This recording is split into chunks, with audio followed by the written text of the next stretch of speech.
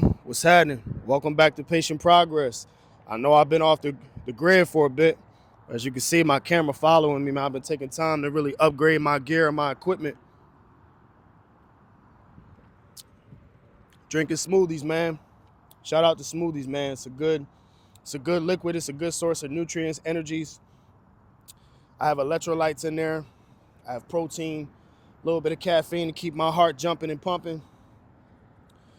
Today, I want to touch on a very, very lucrative subject, and that is the main idea of the power of no, and understanding that people are not obligated to your time and your energy. People are not obligated to that, and you have to understand that as a human being, right? So something I want to get across to you guys, the reason why you guys are on this page and you guys are supporting me and following me is because you understand my story and I understand your story. And I'm here to help each other keep understanding our stories and keep prospering through this hard time of trials and tribulations of people that don't understand what you're going through. Sometimes it's hard to navigate through this life when you don't have relatability. You don't have people that understand what you're going through. But I want to tell you that I understand what you're going through. So do me a favor, man. Shout out to the camera. Good job, camera. Take this walk with me real quick. I'm going to show you something, right? I'm in front of this, right? I'm pretty sure y'all know what all this, what this is. This is what they use for soccer. It's a field goal. I'm not sure if you can see it. I'm going to tilt this camera just a little bit. You see that, John? Guess what? A lot of people say your dreams is back here. I'm the goalie, right? I'm the distraction. A lot of people say that people will be in front of your dreams and goals, right? What you gonna do? Kick that ball and try to make it in, right? I'm gonna be the one to block you. Not literally, but there's always somebody in the way of your dream. There's always trials and tribulations and an obstacle in the way. The point I'm trying to make is life is like soccer. You have a field goal. You out in the field and you're trying to achieve a goal. You're trying to kick, you're trying to ball out, kick that ball in and cash out on your chips. I understand that, but there's people like my figure standing in the way trying to block that. What are you gonna do? Move them out the way aggressively or move them out the way psychologically? You know what I'm saying? Sometimes you could trick people out of their own position in a good way. You know what I mean? There's some manipulatory people. There's some gaslighters here. There's some people that's going to try to trick you out of your position in a bad way and trick you into believing that your time and energy belongs to them and not your dreams and goals. Both of those together, goals come first. Well, a dream comes first, right? And goals come second. When you believe in a dream, you have to learn how to achieve those goals. Once you achieve those goals, you will achieve your dream. You know what I'm saying? But back to the topic. It's funny because with this field goal right here, right? I learned in these past couple months as a man that the reason why I've been off the grid and I haven't been submitting videos is because I've been dealing with my inconsistency factors. I've been dealing with the fact that I do somewhat care about what people think about me because I have an image. I am a leader. I'm a public figure. I'm a guy in the nightlife that's very popular. And I have a lot of talents. I'm very multifaceted. I know how to rap. I know how to draw. I know how to create my own cover arts. I write my own stuff. I mix, produce, master, engineer, all that. And then I do videos. I got to give the gab, you know what I'm saying? But lately I could get caught up in my own energy trying to serve other people because I'm such a humanitarian. I give my energy and my love to other people that really don't deserve it. And because my gut health is messed up and I got a lot of stuff going on psychologically, it kind of blinds my discernment on, are these people good for me or not? Is this situation I'm putting myself through good for me or not? You know what I'm saying? That's why I started cleaning up the way that I eat, the way that I think, the way I talk, because this is very important for me to sharpen my intuition so that I could get myself out of these sticky situations and positions. The two biggest lessons I've been learning is learning how to say no and learning how to become a better villain. And I'm gonna break that down to you. The power of no is a very strong thing, and it'll definitely turn you into a villain to the people that don't respect and appreciate that you're setting boundaries for yourself, because you have to do what's best for you, not for them. So again, take this walk with me. I'm gonna lead you back to this field goal. When you say yes, right, you're allowing them to kick the ball into your dreams and control your court and your home and your field goal. At the end of the day, you're supposed to be kicking your own ball into your field goal, not them. So every time you say yes to somebody, you are giving someone the power over your energy and time. Now, back to me, I've had a situation where we all love our parents, right? And we all have a big kryptonite in our backs. Shout out to Superman. This is a great analogy. We all have a kryptonite in our backs with our family, our mother, our father, our sisters and brothers, cousins. We ride and die for our family. Family over everything, right? Nah, not when they in the way of this field goal right here. Not when they always kicking their ball into your base. Nah. Why do you allow your family to keep telling you to tell them yes? Why you keep allowing them to why you keep enabling them? You know what I'm saying? You keep allowing them to let you say yes to them, to keep suffering, to answer their every beck and call, to drain your bank account when they would not do the same for you. I know this is very cliche. You probably hear this from a lot of motivational speakers and a lot of, speaking events. You know what I'm saying? But it's true.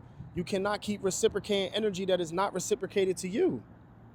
You know what I'm saying? So me and my mother got into it the other day, and I'm the type of person, right, from 5 a.m. to 10 a.m., I don't want to talk.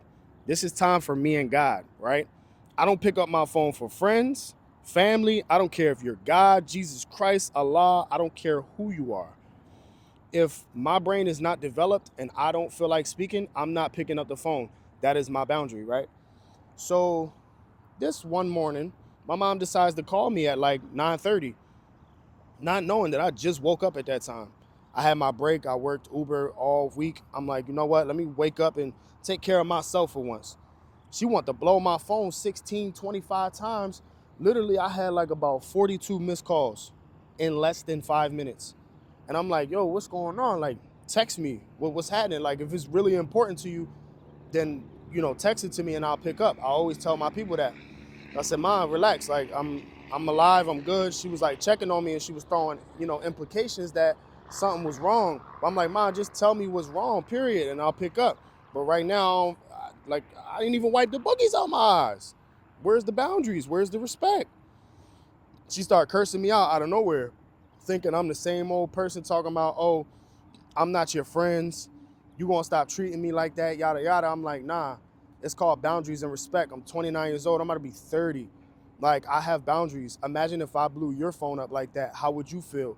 People don't like their own medicine. People do not like their own medicine. Don't do unto others what you don't like done to you. So I don't blow people's phone up or disrespect their boundaries. If you told me that I can't call you at this certain time, then you have to respect that. So me saying no, that was really hard to do from to my mother, but I had to do that for my own sanity and peace, because if I pick up the phone at a time I don't want to talk, I'm gonna catch an attitude. I'm gonna feel some kind of way. I'm not gonna want to speak to you. You feel what I'm saying? Take this walk with me real quick. Gotta go get my electrolytes. But anyway, lesson number 2 that I've been learning is being content and being okay with being the villain, right? Being a villain is not a hard thing. I mean, excuse me, let me correct myself. Actually, it shouldn't be a hard thing. They say that becoming a villain is very hard, but a lot of people say that it's very easy. It's more harder than being a hero. You know what I'm saying? It's more easier than being a hero. And being a hero is very hard. You know what I'm saying?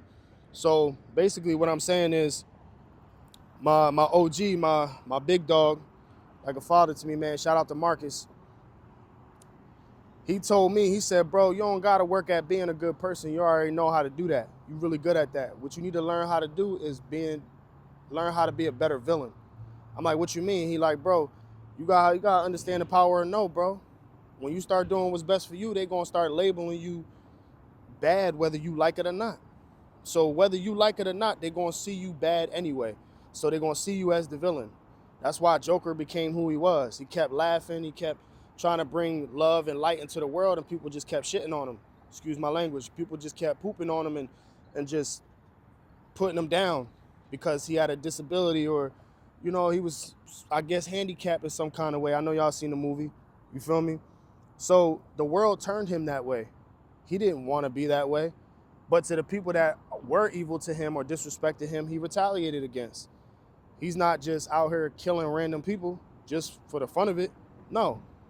You know what I'm saying? So the point that I'm saying is, people talking behind my back, people telling me I'm inconsistent, people telling me I don't know how to pick the phone up, I'm not a good friend, I'm this, I'm that, when I'm trying to pursue my dream. Y'all not getting on this camera and speaking and figuring out how to configure your words on top of thinking 10,000 thoughts. Y'all not freaking looking for spots and cribs to stay in. Y'all not trying to fix y'all credit score. Y'all not trying to stack y'all money, tangible and intangible. Y'all not thinking about high yield savings accounts. Y'all not thinking about generational wealth. This is everything that I'm thinking about. You know what I'm saying? And this right here is going to lead into my legacy of generational wealth. This right here, speaking for y'all, is really for the love. It's really for the passion. I love doing this. I do this off of camera, and I talk to my friends all day, and I try to inspire them to stick to the script. Shout out to Jaheard, me, stick to the script out on all platforms. Stay consistent and never rewrite your script, because God made you who he made you to be. It was already written. So why you sitting there changing your cast? Why you changing the script? Why you letting someone else direct your movie? You allowing them to let you say yes to them. That's changing your whole script. But you believe in your dream. Okay, take this walk with me again. Off top, we're going to come back to the field goal. I want to give y'all a visual representation of what it's going to feel like, or what it's going to be, if you keep allowing people to get in the way of your vision, your dream. It's going to be people like me standing in the way of your stuff, what you want to attain. Got my hands out. I'm blocking all of that. Not me personally, but I'm speaking in general. There's people that's evil like that don't want to see you win. There's people that don't give two F's about you. There's people that will keep allowing you to enable them.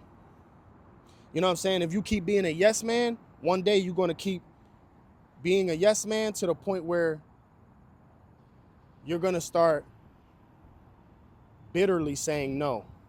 Now you're going to have resentment towards them, but really it's towards you.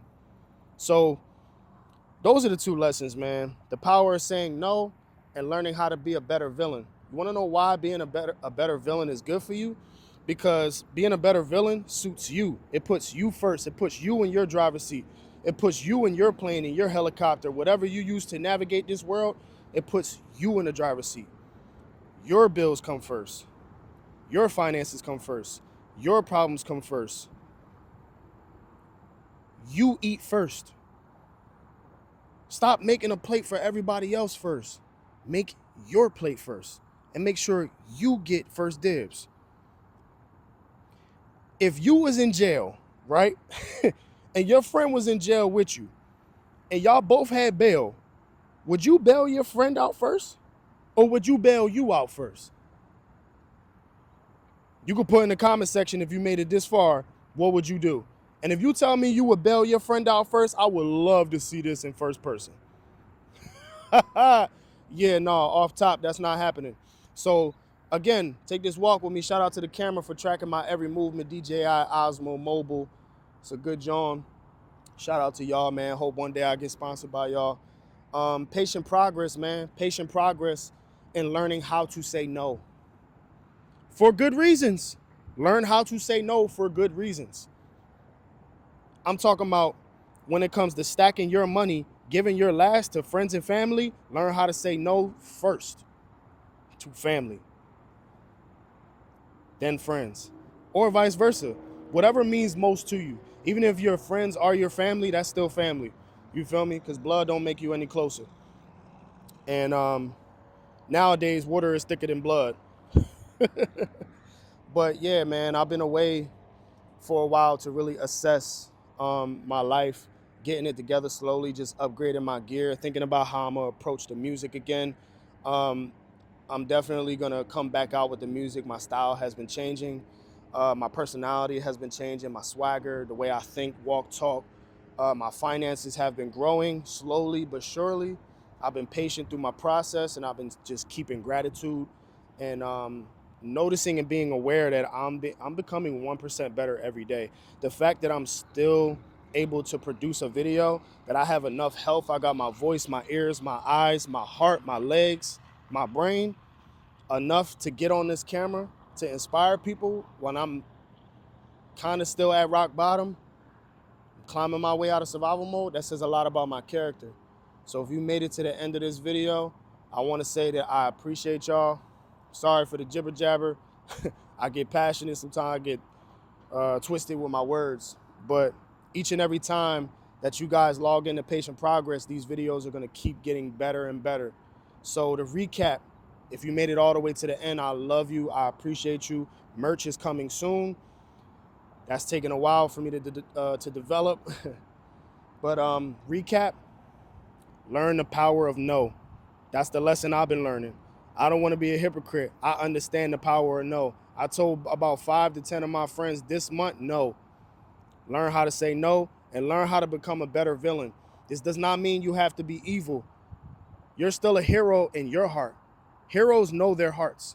They don't need no one else telling them what they think they know about them because they know who they are. Spider-Man knew who he was.